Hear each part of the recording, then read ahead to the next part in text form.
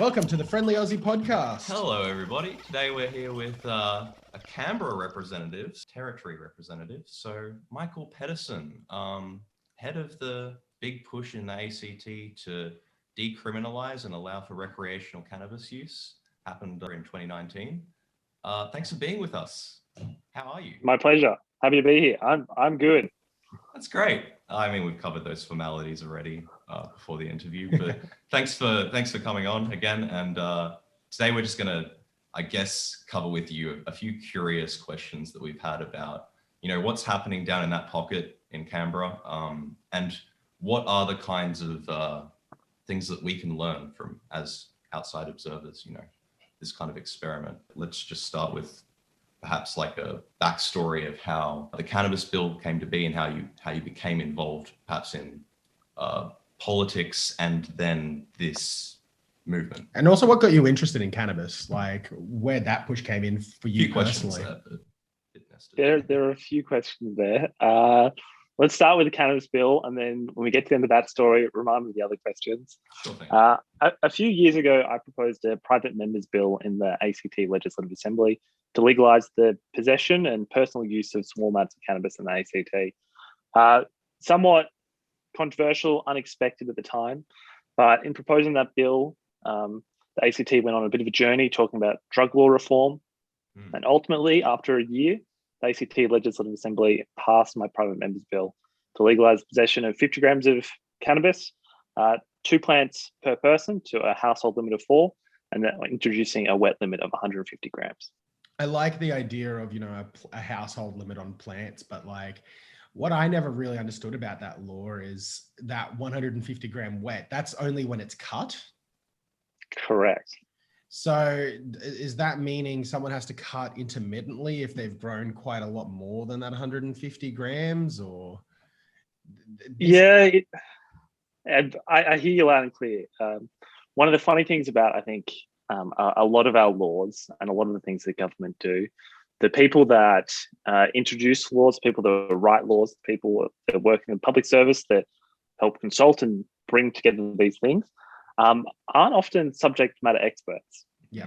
Sometimes they try, but they don't necessarily always get it right. Mm-hmm. Now, some of the complexities as to how we landed on the amounts we did, in proposing the private members bill that I brought forward, I tried to change as little as I could from the decriminalisation framework that already existed in the ACT. So I just took all of the thresholds that already existed for decrim in the ACT and just said, let's get rid of the penalties. Mm-hmm. Then there were some stakeholders that wanted to come in and introduce a wet limit. Sensible idea. People harvesting their cannabis are going to have more than 50 grams. Where that 150 gram limit came from, very honest, I don't know. Somewhere in the public service, the stakeholders, someone came forward with that number, and that's the number of the law. It's an interesting one because the problem is you lose 80 to 90% from the wet to the dry. So that potentially 150 grams could only be maybe 15 grams dry, it's really tough. So it would mean they need to go intermittently. Have you heard about any, before we go back to those old questions, have you heard about any problems that have emerged from that 150 gram wet limit as a representative? Essentially, the main problem is what you're raising. People commonly harvest more than 150 grams. And people, I think there are a lot of people that are seeing an opportunity to operate within the law when it comes to the cannabis use, and they want to grab it with both hands. And so they find this frustration that the law doesn't necessarily actually line up with someone's actual experience trying to grow and harvest cannabis. So I completely understand the frustration. I think it's a very valid and legitimate one.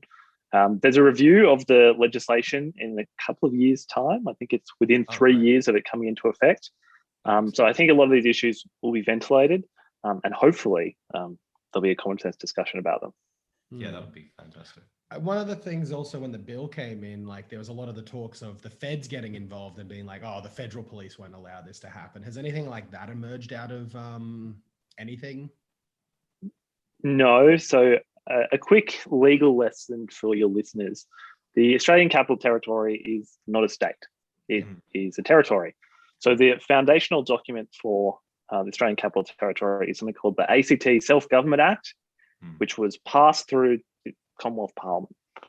Now, if you live in a state like you two do, Queensland's foundational document is actually the Constitution of Australia. So your powers as a state are enshrined in the Constitution. Our powers as a territory come from that act of the federal parliament. Right. Yeah. So with that being the case, the Australian Capital Territory is not allowed to pass laws that directly contradict what Commonwealth law is. Correct. So there was a big legal question saying, how can the ACT pass a law that contradicts what the Commonwealth wants to see happen? There's a lot of legalese that goes into this. And in short, we were very specific with the wording that we used. So we exempted Canberrans from the offence. We did not entirely get rid of the offence. There's some legal reasoning behind that. Sure. The other thing that needed to be considered was the fact that the Commonwealth Parliament can actually just come in and try and override laws that the Legislative Assembly passes. So the big threat was that the Commonwealth Government would get together and say, we don't like this law. We're going to come in, we're going to intervene and knock this off the books. Right. Similar to what happened with same-sex marriage, yeah. kind of marriage equality at one point in time. No, No? that's different as well. Different. So, well, it's quite funny. The law is this big complex beast, and some of these issues kind of come from the same place, but the legal issue is very different. Right. So what happened with same-sex marriage was that the marriage as a legal issue is solely the remit of the Commonwealth Government. It's not for states and territories. And so the ACT government was very cheeky. We passed laws that were not in our jurisdiction. And the High Court, when it got before them, just said, what are you doing? You can't do that, and knocked it off. Yeah, fair. But at least you tried. We did. We would do it again.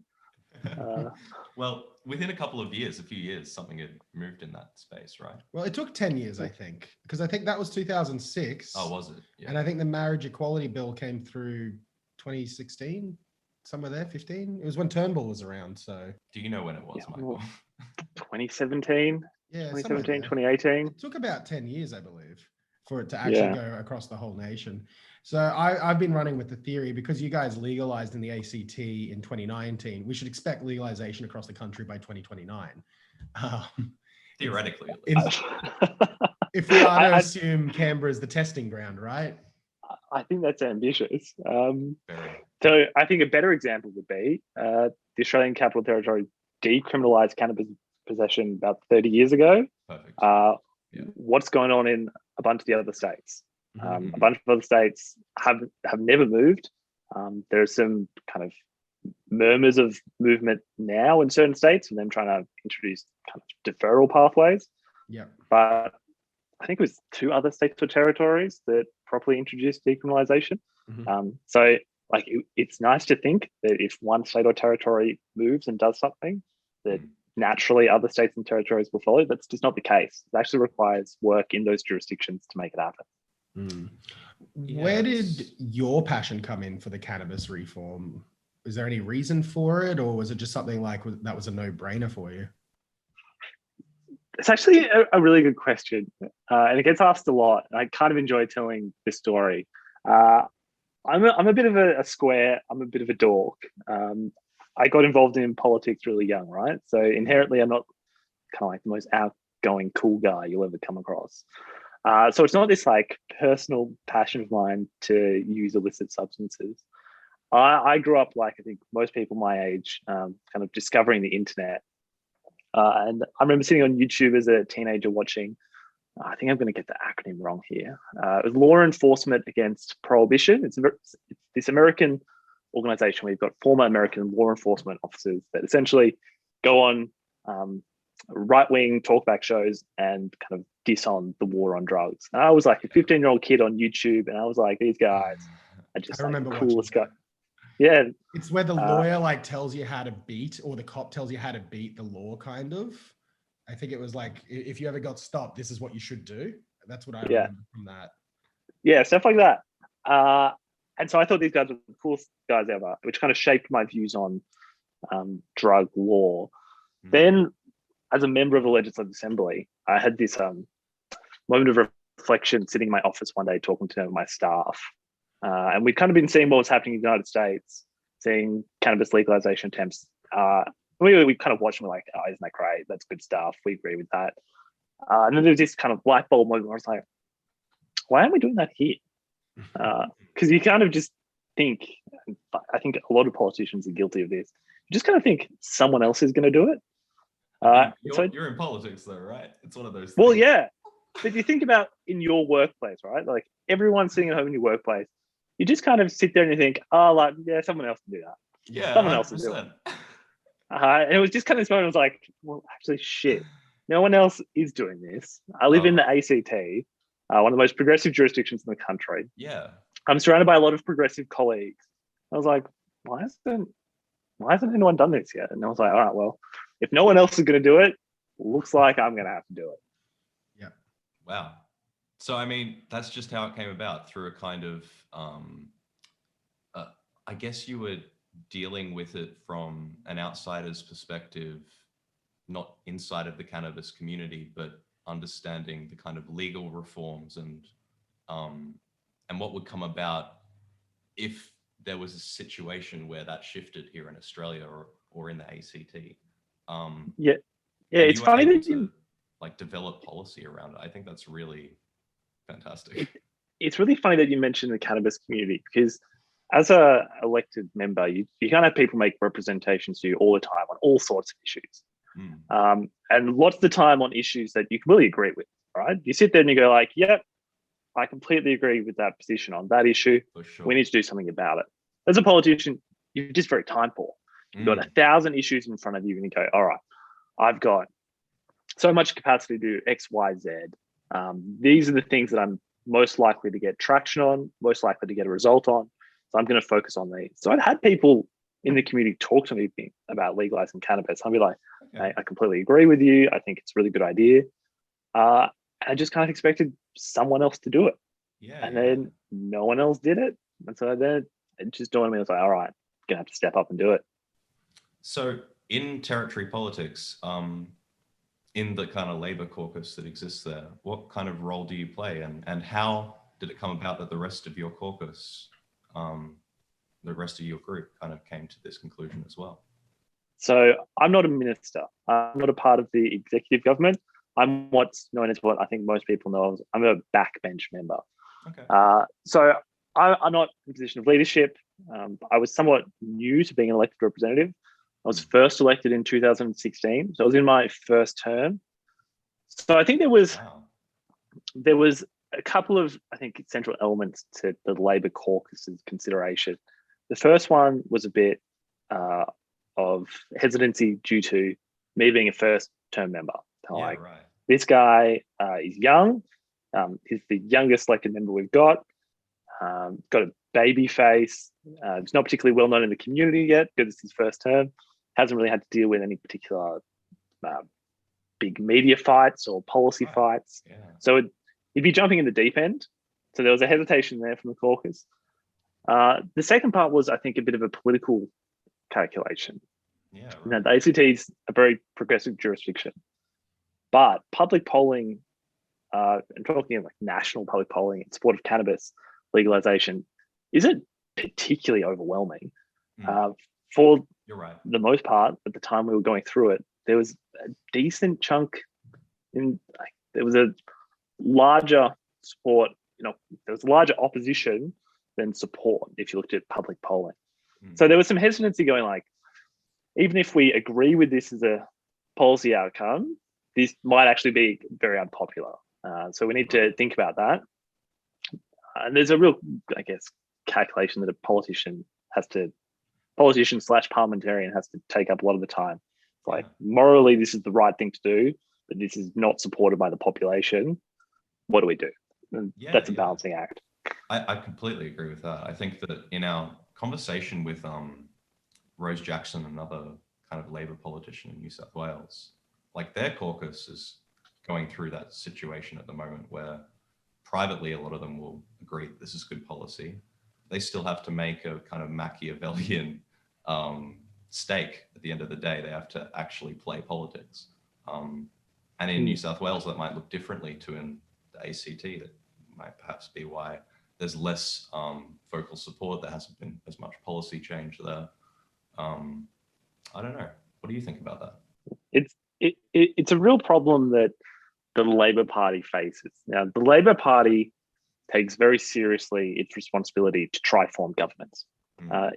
If there was not a left-wing party that was prepared to go out there and fight to try win government, you know what we would have? We would have the Liberal Party in government all of the time. Pretty much. It might be virtuous, and we might have a great time saying how righteous our views are. But what is happening right now in this country as a result of a Liberal government, I think it's a very bad thing. And I'm prepared to support people who are going to try and stop that from being the case. Sure. So there is this very real calculation that, yes, our value set says that this is the right thing for us to do. This is the right policy. However, it might lose us an election. Are we prepared to lose on all these other issues? Welfare reform, changes to negative gearing, refugee law, environmental law for this issue? Different people have different calculations. So there's that Machiavellian, you put it, calculation about kind of electoral success. The second, I think the third part of the Labor consideration in this, in considering cannabis legalization, came down to people's personal views. Yeah, right. There are left-wing people that don't support this. And I think cannabis legalization as a debate is healthier if we don't make it a left-right issue. Agree. 100%. The number of people in the left that support cannabis legalization, heaps. Number of people in the right that support cannabis legalization, also a fair amount. Your libertarian types love cannabis legalization. Yeah. And so I mean, that's right. So if we kind of let this be kind of this like left-right issue as opposed to an issue that we can debate its merits in and of itself, I think that does a disservice. So even within the Labor caucus, there were different views on it. I hear that. And, that's and some hesitancy. So ultimately, when I came forward with my private members bill, I was kind of out there on my own. I got agreement from caucus that I was allowed to go out and propose this, but they kind of reserved their support. They kind of said, you go out there, test it, let's see how that goes. Fingers crossed for you, buddy. We hope it goes well for you. If it goes badly, we might have to cut this and leave you hanging. Yeah. So there was a bit of a risk to it. That sounds like it's something that you believed in enough to take that risk, though. So it got to a stage where it became real, and the rest of your colleagues were taking it on very seriously. Like, how did that happen? I think the public response helped a lot. Yeah. The government also commissioned some research as to people's views in the ACT on this. And the results of that came back really positive. When those results came back, a lot of that hesitancy just dropped. They were like, this is great one, great issue, support's there, this will be a good win, well done. But until that support came back and the wider public discourse on it really kind of turned in a very positive way, because for the first couple of days after I released it, the major newspaper in town, their like front pages were just kind of like finding ways to can it in different ways. Yeah. And it's pretty daunting when you kind of pull up the newspaper and go like, oh shit, this front page is not good. That assassination is crazy, I think. But it's a daily reality for politicians, having to deal with that kind of media pressure in a sense. Yeah, and don't get me wrong, like the Canberra Times is an important institution in the ACT, but it's not like it's not the front page of the Australian, right? That's true. That's true. So like if you're Daniel Andrews, like you're probably used to the front page of the Australian saying you're a terrible human being. I was, how old was I? 26, 27? 26 or 27? And seeing like my picture on the front page of the newspaper, essentially saying that I was going to get people locked up in prison with my crazy drug laws.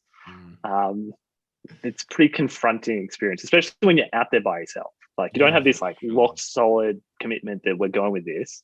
Yeah. Everyone's just waiting to see. Well, it's pretty miraculous, I guess. It's that kind of, it's that ability to stand out on your own and take that risk that I think is making a lot of the difference in these circles, like politicians like you and Rose who have spoken out and have been quite ardent about what you believe. I think you're actually shifting the scales more than most. And the kind of connection between what's happening in Parliament and what's happening on the ground. I think a lot of people recognize immediately when people are speaking out in favor of these issues and the kind of risk that it represents. So yeah, it's interesting to see that like these sorts of fights are becoming, I guess, more central to the Labor Party over time.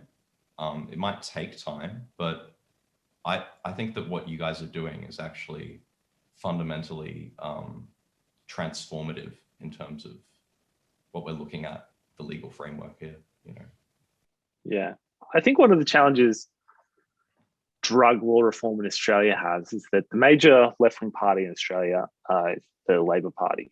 And the Labor Party is a group that essentially is built on workers coming together. So the central organising issues are those of industrial law. Mm.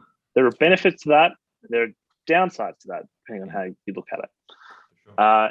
In that, as a result of that, Australia's got very good industrial laws. The battle lines in Australian politics are kind of like workers versus business, right? Workers versus big business. Yeah. The benefits to that is I think it's been pretty good for working people.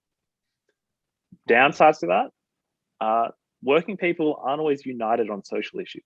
Mm-hmm. So the Labor Party is a big, broad church, and you can have very different views on social issues, but if your views align with us on working people's issues, then we work together and we get really good outcomes for working people. Whereas in the United States with the Democrats, for example, a party that probably on the forefront of cannabis law reform. Yeah, you're right. They're terrible on work. I shouldn't say they're terrible, but they're quite divided on unions have died in the US, practically speaking, like in terms of membership and their kind of importance in I guess, the major political parties. They've lost their influence in comparison to at least in Australia. And so what do you see? What do you just let me finish this thought? What do you see with the Democratic Party? Because they're not necessarily organized around working people and unions. Their party membership and activist base isn't united on those issues. So they're very weak on those issues. Supporting unions, supporting working people, things like raising the minimum wage aren't central premises of being a Democrat. So pros and cons to each of them. Something that I think about in regards to the idea of Labor being on the side of unions and all of that and how that can relate to cannabis.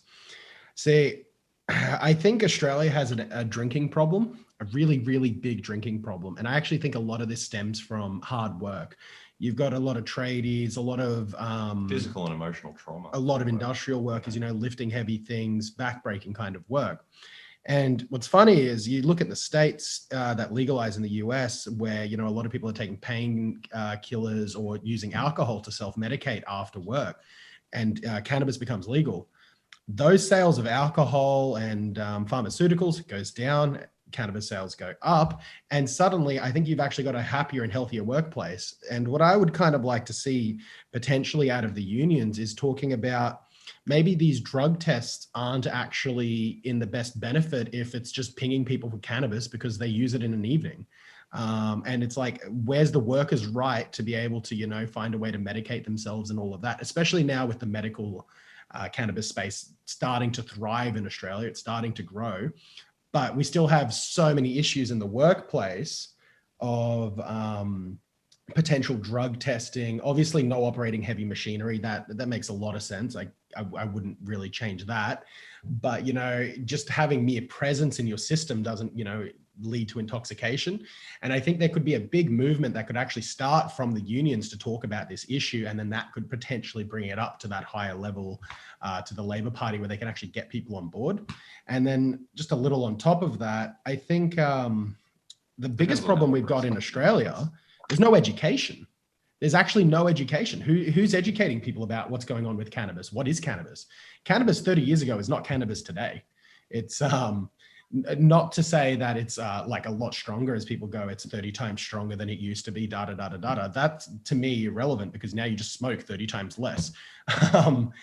But the fact of the matter is cannabis has evolved from what people knew it as when they were children, or even, you know, I don't want to say children, teenagers, middle-aged, young adults.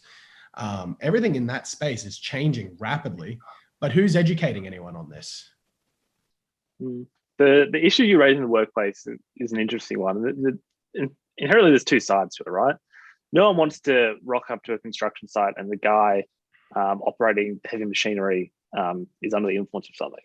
Right. No one wants to see that in the slightest.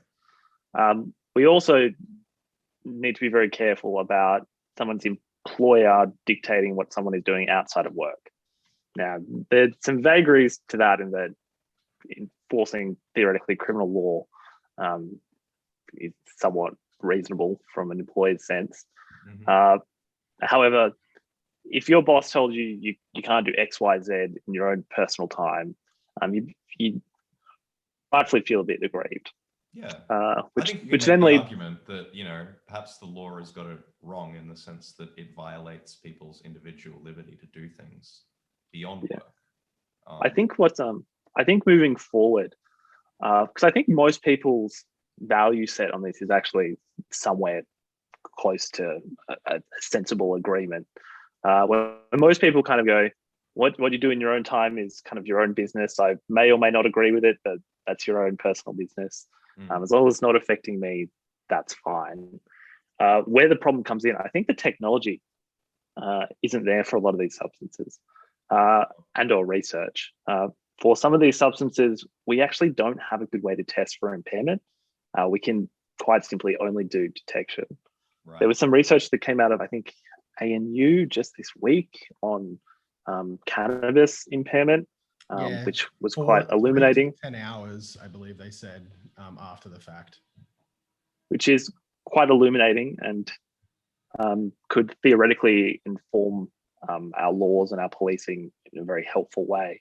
Yeah. But from the conversations I've had, we just come back to this key sticking point that currently the technology isn't there. Cops themselves, when you speak to them, kind of know that the drug detection tests on cannabis are picking people up days after the fact when they're completely fine. Yeah. But they go, we kind of know this is a problem, but also we don't have something better. Mm-hmm. That is a problem, isn't it? Is there a way to, because you have these kind of field tests that the police operate on, could you potentially do something like a roadside test? If you realize that somebody's impaired, then you bring them in to the van to do some kind of like more, you know, rigorous testing. Like this is kind of what happens if you pass a random breath test, for instance. You know, you'll go in again, I guess. Yeah, pass, fail, you know what I mean? I'm not a complete expert on police procedure. Police always kind of keep their protocols and procedures quite tightly held.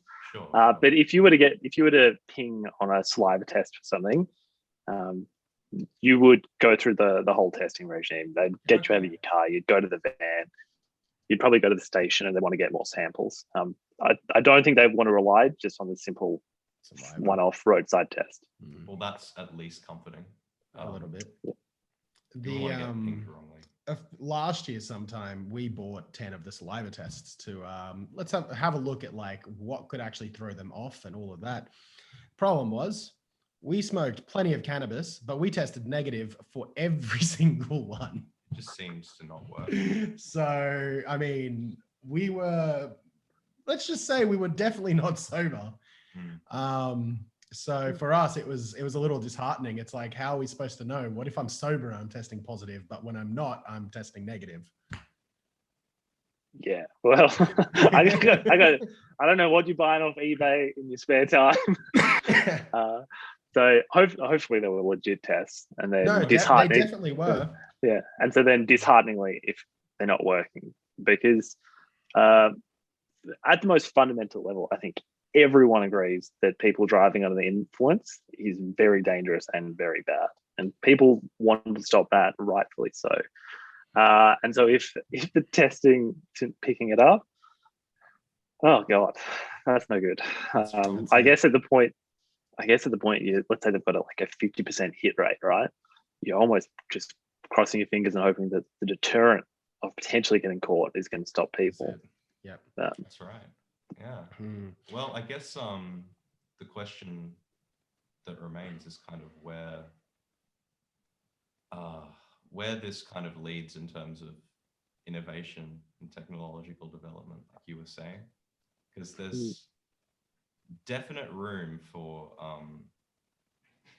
better test regimes, better procedures when it comes to this cannabis stuff. There's a drive for change kind of campaign push or campaign at the moment, which is in a sense calling for that. Yeah, and I'd like to see where that goes. and I think we're somewhat fortunate in a sense in that we've actually got quite a large, prosperous nation that kind of ahead of us on this issue. Yeah. So it's somewhat easy for us as a country to just kind of keep an eye on what's going on in other countries and saying, what are they doing about emerging issue X, Y, and Z? And then theoretically, if in those countries they come up with some good solutions to some problems, potentially those solutions might actually solve some of the deal breakers that Australian politicians hold on this issue. Yeah. For some politicians, they might say, I kind of support the legalization of cannabis, but I'm very concerned about any potential increase in drug driving for X, Y, Z reason. Right. If we can see, I guess, another state, the United States, that have done this certain thing, and as a result of that technology or that practice, they've been able to reduce the risks of that. And maybe this Australian politician goes, well, actually, like maybe I don't need to be as worried about that as I was previously. Even just looking at like results in the States where things have become legal, like accidents haven't gone up or anything like that, where there's impairment involved. I think for me, that's like pretty solid evidence that people are still quite responsible. I think the big difference between, say, something like alcohol and cannabis is your impairment's nowhere near the level of what alcohol does to you, where you drop your inhibitions and you actually don't think. Your response cannabis time actually makes you like think a lot more within a very short window on alcohol, whereas with cannabis, it's a little bit more flexible. It depends on tolerance, but that impairment still occurs. It's just much harder to measure, much harder to quantify.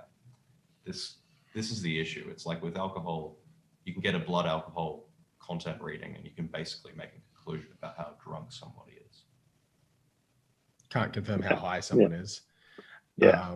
Unless you go give them like something in the van and just see how hard they laugh at particular things. And if it's like not funny at all, you're like, you're pretty cooked, mate. No driving for you. Yeah, this is not funny. It's clearly not funny. You're definitely stoned. Something like that. But something that interests me is with the Biden election in the US, there is a lot of rumblings actually about the decriminalization of cannabis on a national level in the States. And also of all drugs, which is something that you're pushing in ACT at the moment. It's like you guys are parallel.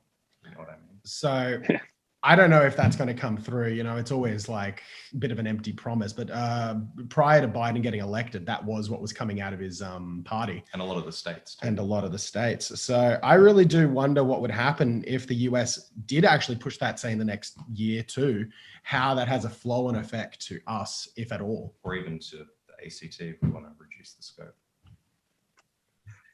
I don't know. What I would say is that I've been a very active member of the Labor Party for a very long time. I got involved very young. So I know a bunch of Labor types right around the country. And I would say there is quite a large following of US politics. So people in the Labor Party do watch what goes on in America. Yeah. I don't know as many Liberal people as I do, understandably. But even those ones, they very closely follow US politics. But if you're interested in politics, US politics is a lot faster paced. Because it's so much larger, they've got so many more elections going on all the time. Whereas in Australia, because well. Like the coverage, because in a 24/7 cable news. Whereas in Australia, the federal parliament comes up and does interesting things, but they sit only so many days. There's only so much coverage. People kind of maybe follow their state or territory parliaments, but once again, there's only so much excitement you can really generate with the number of state and territory parliaments we've got. So it's very easy to kind of get interested in the exciting US politics. Plus, they're just a little bit wilder and wackier. Their scandals. Actually, now that I say that, our scandals have gone pretty juicy these days. That's pretty fun. I mean, you got to give us credit, but yeah, the US does things differently for sure. Yeah. So the central point I'm getting to is that the Australian political class, like, they're definitely interested in US politics, so they know what's going on there. Whether that translates to them doing something about it, I guess there's a need for a push on the grassroots level for something on this kind of high echelon, political class shift to occur. Because like you're saying, they're listening to their constituents, and 100 different issues or 1,000 different issues. How are they supposed to prioritize? I think like the conclusion that we kind of came to in our discussion with Rose was that politicians won't take this on as a matter of party policy more broadly until there is a push on a broad grassroots bottom up level to make this happen. And a lot of that pressure, according to Rose, just isn't there. It's not happening, which is why this issue isn't being pushed as much. So I guess do you think there's room for that?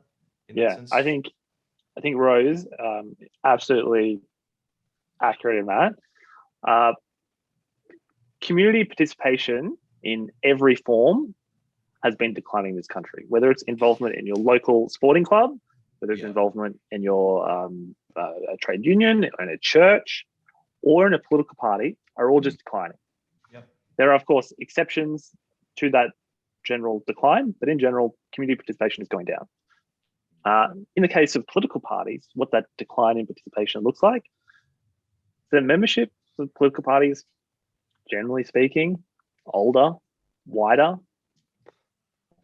So if you think that the average political party member in this country, for pretty much every political party, whether you're talking about the Nationals, the Greens, the Liberal Party, or the Labor Party, tend older. And I don't think drug law reform is necessarily the forefront of their membership. Yeah, right. I would say, generally speaking, the most enthusiasm that I come across, kind of in the younger generation, not your kind of like teenagers, early 20s, probably mid 20s to maybe under 40 is where the most. That's us. Woo. Yeah, there you go. Is where the most enthusiasm comes from. These people just aren't members of political parties anymore. So that would be a good thing to change. If you're interested in politics, generally speaking, you support a political party, and this is also an issue you care about, go get involved and talk about it.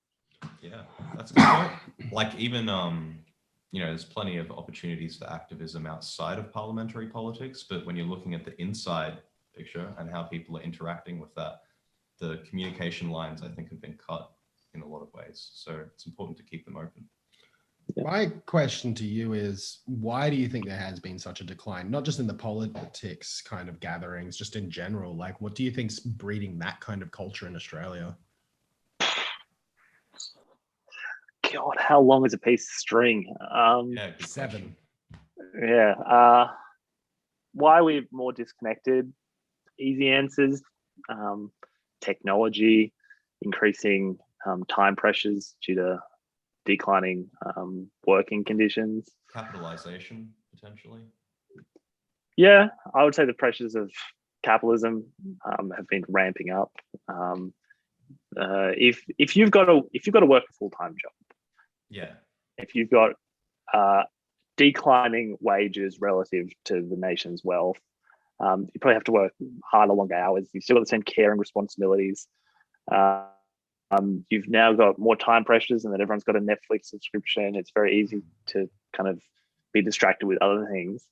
I kind of understand, especially when a lot of these things aren't as rewarding in the immediate sense. Yeah. Like going along, it's been a long time since I've been to church, right? But going to church on a Sunday is a very good thing for you to do in a spiritual sense, maybe, or maybe in your well-being sense. But you're competing against all these different ways you could be spending your time. And I think people have been making different choices to what they historically made. Yeah. 100%. If you guys have any good solutions to how we get people more engaged, I'm all ears. But it's a very real problem that it's not just Australia facing. It's happening. It's a global problem right around the world. It's a real problem because our politics is becoming increasingly disconnected. Back in the day, right, political parties used to be this central gathering place and this central distribution of news. It used to be the way that you'd rock up to your local party meeting. Your local member of parliament would be there, and they would essentially tell you the news. They'd go, this has happened, this has happened, this has happened. And it was this central gathering for the community. These days, like, why on earth would you bother? Yes. You can get a better update from the newspaper that you read on your smartphone that you definitely don't pay the subscription service for. Murdoch has written that script. So it's like, how do you actually get town halls to happen again? How do you actually get public meetings to happen again? Maybe it's in a digital or a virtual space. Maybe it's a mix of the two. But like those, I think, community spaces, public spaces, that third, if you want to put it like outside of the market, outside of bureaucracy in the state, it's just people and their self-involved activity. That realm has seen a massive contraction in the past 50 to 100 years. And I think it's that kind of, it used to exist within domestic life and within, suburban life, within your neighborhood and within the identity groups and the kind of community groups that you existed in. But now things are too fractured, it's too complex. So how do you create a new level of coherency on top of that? I think you actually need to start decentralizing politics, if that makes sense. Yeah, what does that look like? Decisions for themselves. Well, in the sense that we currently have a representative system, we need to start actually providing direct ballot initiatives to people so they get interested in politics. That would be one of my suggestions. It would also be actually constructing, this is a bit of a foreign idea in our current political system, but I actually like the idea of a Soviet, like a worker council or like a people's council of a given area. So people can actually discuss the kind of policy changes that they like, even in their local area. They construct their own neighborhood plan, which could then actually be taken up by the state government or whatever. I mean, like, this is just stuff that we don't do. We don't consult people on this level. I think you raise a very good point. I think your solution needs to adjust for one thing, though. Yeah, okay. People are incredibly time poor. You're right. Yeah. I think direct democracy is a very good thing. The ACT, we've actually instituted a couple of examples of it in recent times. But you need to make sure that you get representative samples in your direct democracy initiatives, because overwhelmingly, the people that get involved in direct democracy are people with type of person. Yeah. They're a type of person, they've got time, they've got money on their hands. And if you are a 20-year-old who works part-time, trying to juggle university, care and responsibilities, you don't have 3 hours on a Tuesday night, once a fortnight, to go talk about this one particular issue. I couldn't agree more with that. So if you get the model right, and you can support the right people to be a part of it, that means a diverse and representative group. It's a very good thing. Yeah. The problem is that the way our current society works, there's not a lot of appetite for it, I don't think. Well, I think there's an appetite for it. The way our current, maybe amongst people, but like when we're talking about representatives who could institute this, why would they do it? We've done it in the ACT. Don't get me wrong, the ACT is quite a forward-thinking place. Yeah, I think you guys are actually on a different level, if that makes any sense. You're in a different league when it comes to developing public policy. The game that's being played across Australia in state and federal politics is mostly corrupt. That's how I would put it. Like, People act in self-interest in politics. They act to elect themselves. That's what the Liberal Party is basically based upon, and they're in government 70% of the time. I'm not. This is a wild conversation. I don't closely follow other states' politics too much. Yeah. Because I'm a busy guy, right? Like I don't have enough time in the day as it is. So I keep an eye when kind of like spicy stories come up in other jurisdictions. And so don't be wrong, there's a bunch of bad stuff happening in other jurisdictions. Is it every year, every 2 years, they kind of release those international corruption rankings, and you kind of look at where Australia is listed. It's kind of this jarring thing, but you've got this idea. Much better. Yeah, you have this. I think a lot of people, not everyone, but a lot of people have this ideal that Australia's this laid back country where everything kind of works out in the end and everyone's good-hearted. Yeah, all good, mate. And you kind of see these international corruption rankings and you go like, what is causing that? Where is that coming in? Yeah. So there's definitely something happening. However, I would say for the most part that most politicians, one of the, whether it's an advantage or a downside, one of the things about being a politician is you actually get to meet a lot of politicians. Right. And I would say most politicians are pretty genuine people. I've got very real policy disagreements with a bunch of them. Most of them are like reasonably hardworking people. Some of them, of course, and I think we read about it in the newspaper a lot when it does happen, go off and do bad things, whether it's deliberately or stupidly go off and do bad things. Yeah. Right. If we effectively can weed them out, I think most people should kind of have some level of faith the elected representatives actually care. Just because you disagree with them doesn't mean they don't care. But I don't think Australia is as corrupt as a whole as some of the other places I've been. You can definitely compare Australia to other places and be like, wow, level of corruption is nowhere near. That's true. Yeah. I think that's without a doubt. It's simply to say that like, no corruption is good. For the record, everyone listens, like no corruption is good. We need integrity bodies. We need a national integrity body. A lot of the states have integrity bodies. Yeah, of course. I'm glad we agree on that. I think there's just a need to, I don't know, on a general level, kind of recognize that as far as representative politics goes, there's maybe not a corruption on a broader level. Perhaps that's the wrong way to put it. It's more like people, when they exist in the world of representative politics, don't necessarily see it as of prime importance to place, and this kind of sounds contradictory, right? Because the whole point of being a representative is to listen. It's to come to conclusions based upon what you can gather as the consensus among the community. And then based upon your own values and beliefs and so forth, you make a decision. But I actually think that that's part of, it's part of the game of power in the sense that like for a representative, for a group of representatives to then decide we're going to vest our power away from ourselves and then into the people. I actually think that's unlikely. Like there's a reason why that doesn't happen often, basically. I think you should reflect on how our Westminster parliamentary system actually works. I already do that. I'm a member of the Australian Labor Party. The Australian Labor Party has a platform, which is essentially a set of policies and values that we are meant to implement. I'm one vote in that. Yeah, I'm one vote amongst party membership. So when I go into the ACT Legislative Assembly and vote, those votes are all guided by a policy platform that's constantly updated by the wider party membership. So that kind of already happens. Yeah, I do like the Labor Party internals, by the way, the fact that they do interact directly with the rank and file these days. And there's a real... The very interesting point I would make on this is that when I introduced my private members bill to legalize the possession of cannabis in the ACT, that wasn't in the Labor Party platform. I actually skirted quite closely running against what the Labor Party platform said. Wow. So I was actually at risk of getting myself in trouble Yeah. from the wider Labor Party membership for having gone and tried to introduce a bill that wasn't in the Labor Party platform.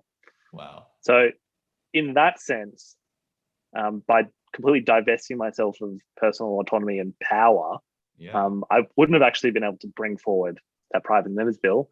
I would have theoretically had to have gone and convinced the party membership, said, let's change what our party policy is on this. Yeah. Then once that was changed, then I could have introduced it. So really, that being said, I kind of backed myself in. I said, I reckon I can convince party membership on this. I don't need to wait. I'll just forge ahead. But I kind of left myself hanging. If the party membership had come out and said, no, this is against party policy, theoretically I could get kicked out of the Labor Party. Yeah, and that's huge. And that's not a question of, it's not arbitrary. That's power. I mean, you lose your position. So that's I lose being a Labor Party member. I'd still be an elected official until my term was out, though. So that would have been fun. You'd be an independent. I mean, having lost your position, like purely for standing up for cannabis, what would you do with your remaining time theoretically? That would be an interesting one. Yeah, that's a good question. If I was all of a sudden an independent, I would say it's kind of circles back to something I said at the very start, right? You've got 1,000 issues in front of you. Constituents raise, you name the issue, you get all sorts of representations on all sorts of issues, often from both sides of an issue all the time. Right. And you kind of go back and prioritize. You're like, all right, this is an issue that's coming up a lot in the community. I think we can get something done on this. Therefore, I'm going to dedicate my time to trying to make this happen.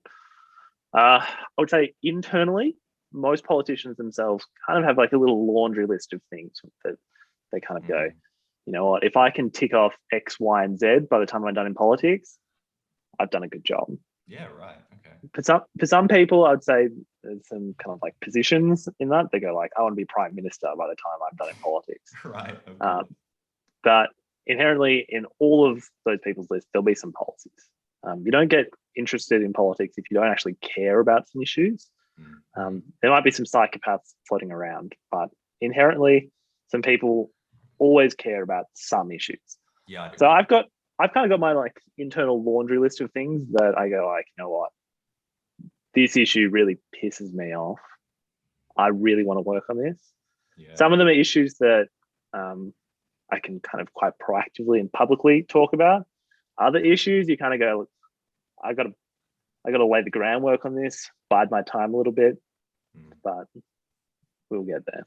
That's cool. Like you just have that laundry list there. That's really cool. So like, is cannabis part of that list? How did it actually get there?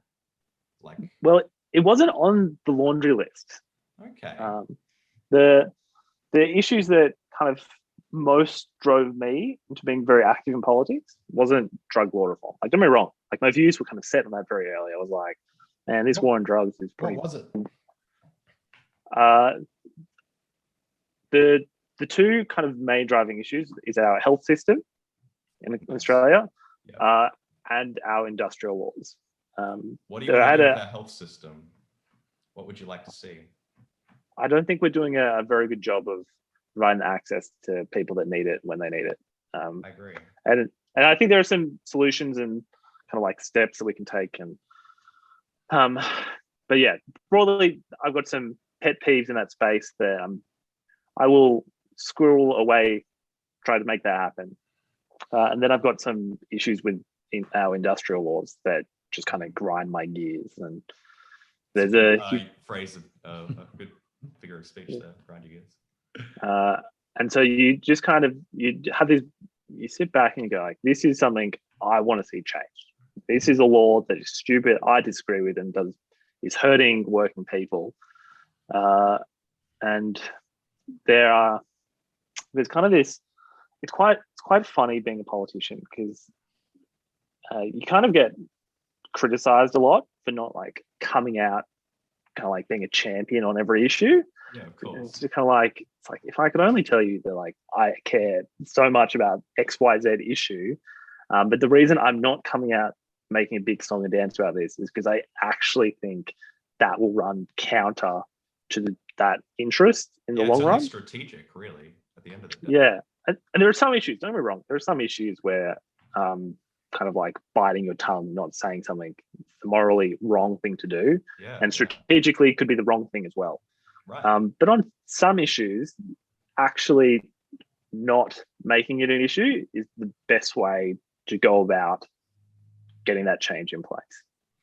That's very interesting insight from someone who understands that world, you know. Yeah, but where it gets a bit blurry is that, like I've met a lot of politicians, I've said it before, and most of them are good people. Some people's goals and intentions are bad ones. Yeah, it's not pure. And they're like everything's subjective. But I would say some of these people's intentions and goals are actually very bad policies, and they don't say anything about it. And that is a very bad outcome. So I do understand the hypocrisy in me doing it. And there's probably some of your listeners who will think that some things that I'm quietly working away towards are bad as well. So it is quite genuinely a double-edged sword.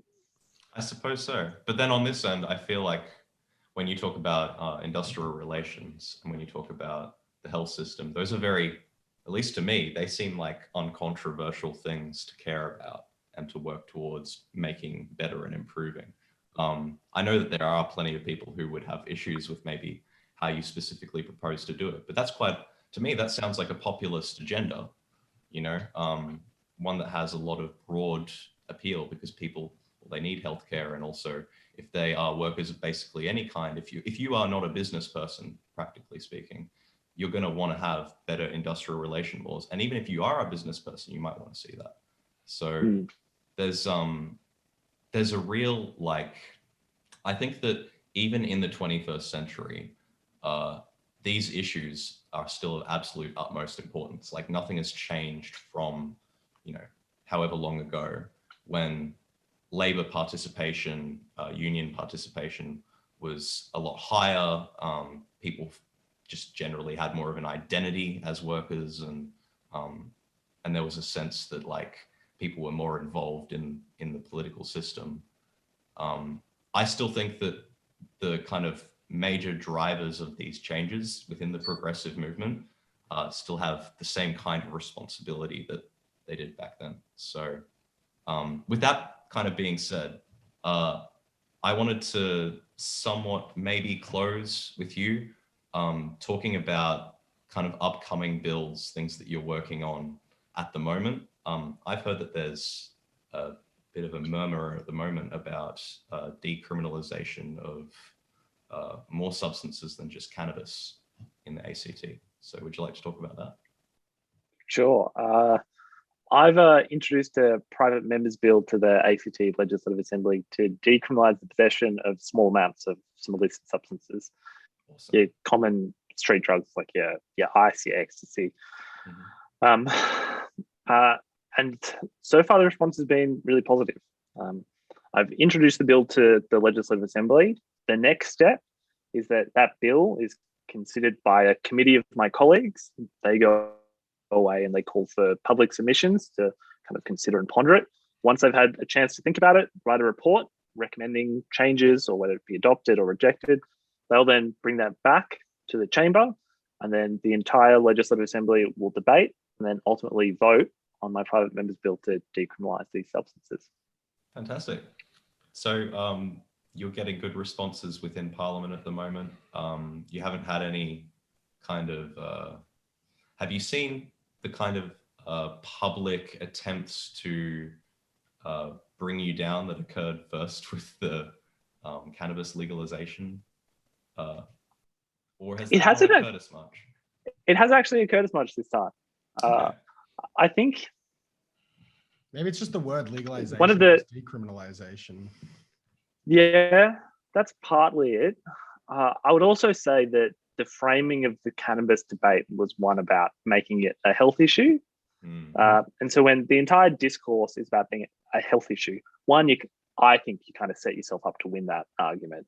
But it then flows very nicely into the decriminalization debate for other substances, yeah, you're right. Where when you get everyone talking about like drugs are a health issue, then you pull out the next step and you go like, well, actually, you were just saying this is a health issue. Why would this not be a health issue? It's your hook after the jab. Yeah. And so the conversation in the community has been really quite positive. The Liberal Party in the ACT have refused to take a position on it. Wow. They came out straight away on cannabis possession legalization and were just like, this is outrageous. How dare you? On this, straight bat, don't want to make it a big issue. That's really exciting. Stakeholders in the ACT just straight bat, like, yeah, this is a good idea. Let's get the details right. Cool. This is the kind of thing that in Queensland, we had a report from the QPC that basically looked at recidivism and the kind of rates of people incarcerated, and found that we're spending way, way too much on locking people up, that we don't really have the capacity for it, and that if we stopped doing that for non-violent drug offences, the problem would be solved. But those recommendations haven't been moved forward. So it's kind of like any movement that can happen anywhere in Australia on this issue, when it comes to, I guess, street substances more generally, it's really exciting because it's like the policy is catching up with the evidence in some ways. Yeah. I always find it quite funny when these reports come out, and government has essentially spent lots of money setting up these organizations to give these reports. They're well considered. They write these reports, and then government kind of just goes like, you know what? I'm not touching this. And I think it boils down to a misunderstanding of what causes politicians to act. Right. Giving a politician of any stripe a report with some recommendations, with some evidence behind it, isn't always, I guess, this compelling cause for that politician to then go put themselves in the line of fire and get blown up by the Daily Telegraph, right?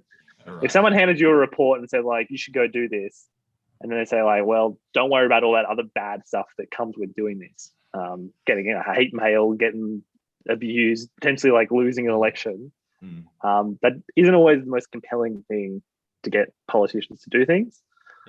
So I think that's one quiver in your arrow to convince people, but you need to actually understand what motivates politicians. For a lot of politicians, a very simple motivation is if they think that introducing this change is going to be a good thing for them as a politician, then you know what, they're probably going to be jumping to do it. Yeah, right. And I mean, not in your case, Michael, because you were willing to put yourself in the line of fire and see what happens. But in the end, I think it paid off for you. Your notoriety across all of Australia has just skyrocketed. Yeah. People definitely know who you are 10 times more than they did prior to the bill, right? Yeah, 100%. And once again, I don't want to make myself out to be some brave guy, right? Like, talking about cannabis legalization in Canberra isn't like the most radical thing in the world. Canberra's quite a forward-thinking place. So inherently, I kind of backed myself into it. I was like, I'm a Canberran. I know Canberrans. I can get away with this. Yeah. Canberrans will go for this. Yeah. And you were right. Yeah. So to just kind of wrap up, I kind of wanted to get a little bit of your thoughts for 2021. You know, we've got a federal election probably happening this year. You've got the Liberal Party kind of falling to pieces in a lot of respects. Where do you see our country going? What are our kind of problems that are about to come up?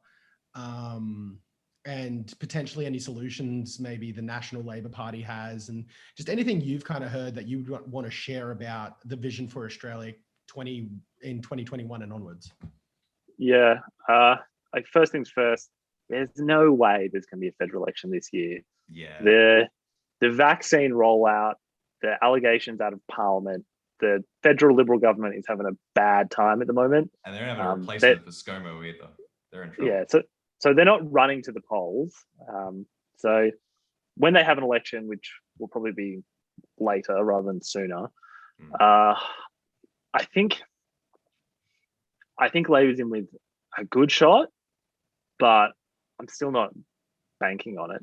One of the biggest problems that I see in Australia right now is this growing intergenerational wealth disparity. For sure. And the looming retirement of the baby boomers. And the aging already started. That's right. Yeah. So in essence, what's going to happen in Australia if we don't do something about it?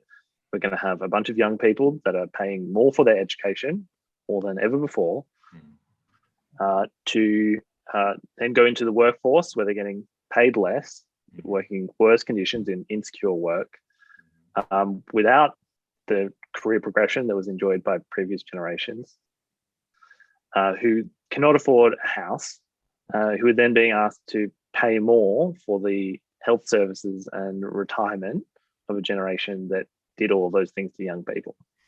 That won't cause resentment. I'm sure that'll be fine.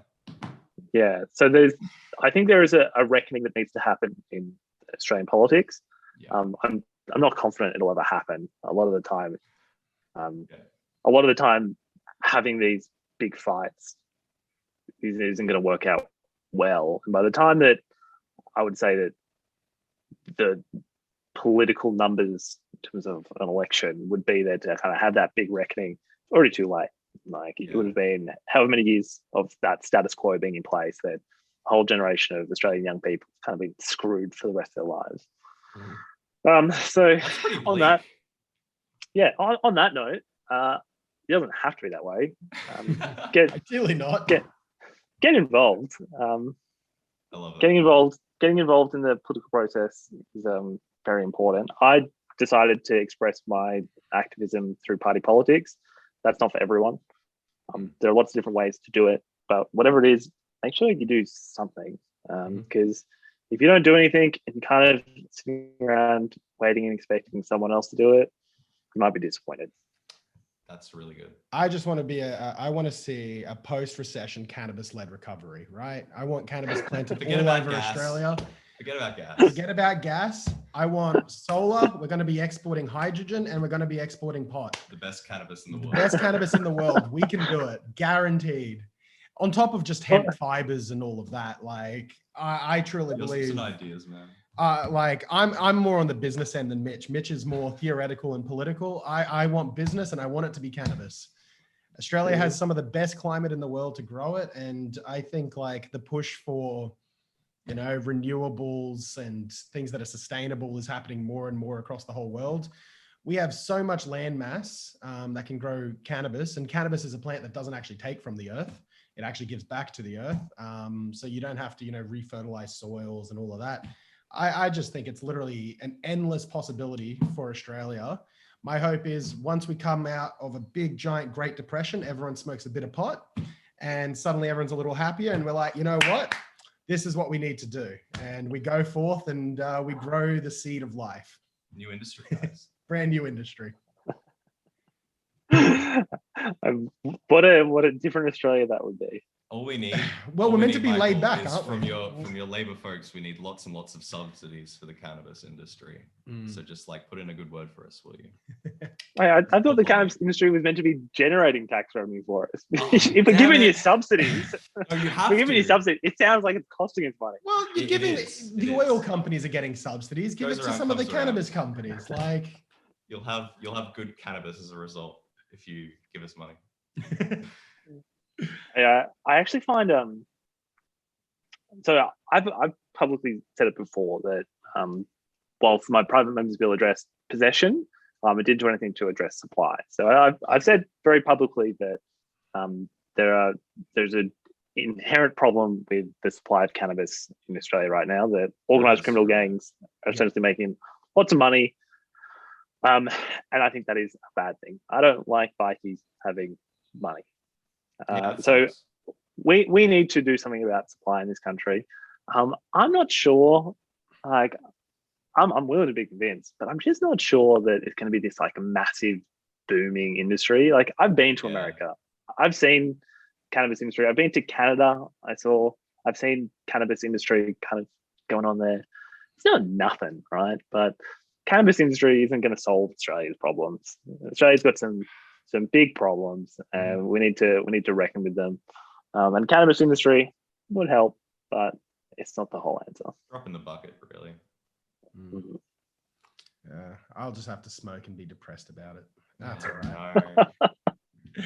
That's right. Our medical industry is starting to catch up, and I think that's Even though there are supply issues on that end. There is, but I think that's going to be resolved in the next few years as more and more. And the fact companies that you've come provided kind of 2 plants per person for max in Canberra, that actually solves a lot of the problem, because people not being able to get that kind of consistency on the medical program, for instance. Something that actually I didn't mention during this was an issue that I hear about in the ACT. People's plants just getting robbed. You know, people jumping the fence and stealing a plant, and you're like, that's actually concerning, isn't it? Yeah. It's about plant theft. So I get emails every so often of someone being like, Michael, love your work, great guy. Just want to let you know my cannabis plant has been stolen. I'm just like, what do you want me to do with that information? It's like, I want you to hunt them down. I'm like, I don't know, call the cops or something. I'm not sure like how enthusiastic the cops are going to be, but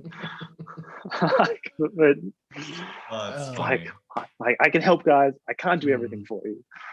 Yeah, you've done enough. Look, that's fine. We accept that. Thank you for your time. Great cast for us. We really enjoyed this. Great conversation. Have a good day. I had fun, and I look forward to giving it a rewatch when it's up. Awesome. Thank you. Keen. All right. You have a great day. Stay high. High vibed. Stay humble. Stay integral, and keep fighting for, you know, your beliefs, and keep pushing the envelope a little bit, like where people aren't maybe pushing. I think that's what I really like to see in a politician, just going a little against the grain, not completely, but at least a little bit. Yeah, taking some cool risks. Thanks for doing it. That was good, guys. All right, thank you. Have a great day. Signing up. See ya. Woo.